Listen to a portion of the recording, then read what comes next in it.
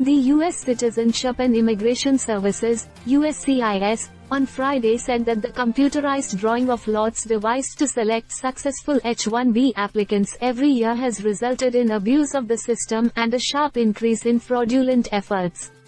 In an unusual statement, USCIS said that it has already undertaken extensive fraud investigations, denied and revoked petitions based on evidence from the financial year 2023 and financial year 2024 H-1B cap seasons. The federal agency said that it is in the process of initiating law enforcement referrals for criminal prosecution.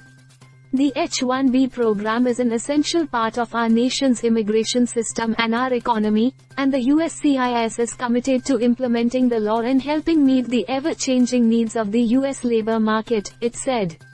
We are working on an upcoming H-1B modernization rule that will propose, among other improvements, bolstering the H-1B registration process to reduce the possibility of misuse and fraud in the H-1B registration system, it added. USCIS said that it saw a significant increase in the number of registrations submitted compared to prior years, during the registration period for the free 2024 H-1B cap.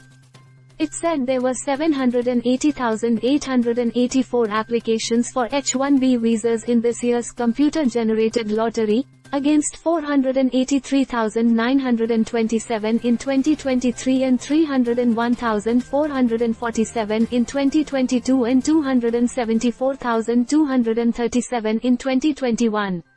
Generally, it saw an increase in the number of registrations submitted, the number of registrations submitted on behalf of beneficiaries with multiple registrations, and the number of registrations submitted on behalf of unique beneficiaries with only one registration. The number of registrations tied to people who applied more than once rose to 408,891 this year from 165,180 last year and 90,143 the year before, the agency said. The federal agency warned that if the information provided by an applicant or a company was not correct, it will find the registration to not be properly submitted and the prospective petitioner would not be eligible to file a petition based on that registration.